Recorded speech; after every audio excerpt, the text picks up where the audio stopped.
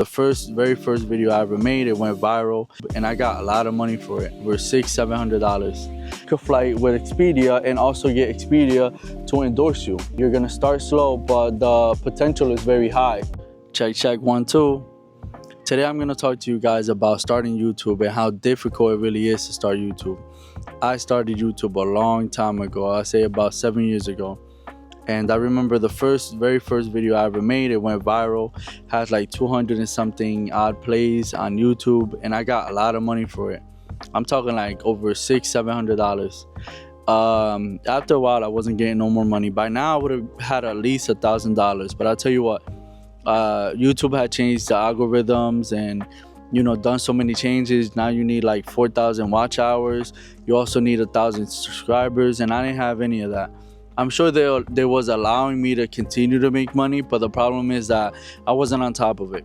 Now the truth is that YouTube has changed a lot. Now a lot of people are heavy on endorsements and similar things of that nature. You're able to book a flight with Expedia and also get Expedia to endorse you. Now your video just 10x'd. And that's very important because now you're not relying on just one thing. Now you're making a brand for yourself. When you brand yourself, now you're able to go to any platform and say, hey, look, this is me again, and I want to be big on Twitch. That's a whole separate conversation. But the point is that YouTube is a great start. You're gonna start slow, but the potential is very high. YouTube does this thing where it starts to show your content to other people. For example, if you're starting YouTube, YouTube won't push your content too much, but what it will do is it'll show it to like 100+ people, right? And from those 100+ people, it will check a few things. Like any other company, they're gonna check for a few things. They're gonna check for reach. Reach is basically, or essentially, like when they show your thumbnail or your video to the audience, and they're gonna tell you they're gonna show it to like 200 people. And so out of those 200 people, how many people clicked on your video? That's the reach. That's very important. That's just one aspect of it. Now, once they click on your video, how long are they sticking around? That's the most important part, because is your video important, informative, or are they liking the video so that they could push it to more people? For example, if your video is 1 minute long, but they watch 30 seconds, that means that 50% of the video is watchable. And so they rate your video versus mine. If mine is getting 75%, meaning 45 seconds of that 1 minute, then guess what? They're gonna essentially push my video over yours. And so that's something that you really wanna keep in mind, because it could make or break your video. Your video still has to be good. Your thumbnail, I personally believe that your thumbnail has to be the most important thing, because the videos will come. I've seen videos, quite frankly, not that nice. No, like, let me vent a little bit. Like, these videos suck. These videos are like no good whatsoever. Like, they put no effort into it. Actually, my very first video, the video that I had put up, went viral. And my son was interrupting me, and that video was like trash.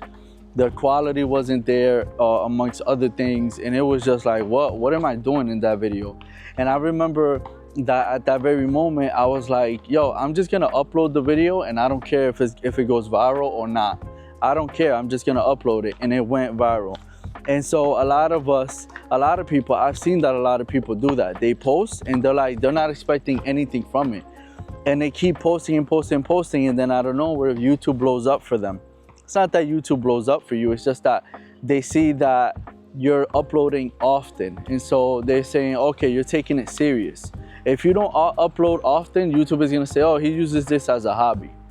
And so if you want YouTube to actually consider your video, highly consider it, you have to be dedicated, and they have to see that from you, or else they won't really push it that much. I say all that to say this. Things have changed a lot dramatically for the better. There's this thing called CapCut. There's this app, right? And in this app, you can one click and it'll make the video for you. It won't be perfect like the videos that I would be making, but it makes it easier for you. All you need to do is film. Another thing is, the filming has become a lot easier too. There's cameras out there like the Osmo Pocket 3.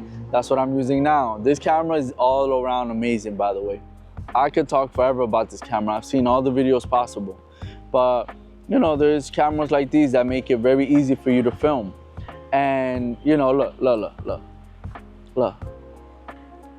And it just like, it sticks to you and you don't have to do anything about it. Then it brings the mic as well. DJI has been doing some really good things out there, and I love it. Anyways, guys, catch me on the next video. The next video that I am making is gonna be essentially how rewarding it is with YouTube, like what the rewards are. And I want you guys to stick around for that. So like, comment, and subscribe, and I'll catch you guys on the next one. Peace.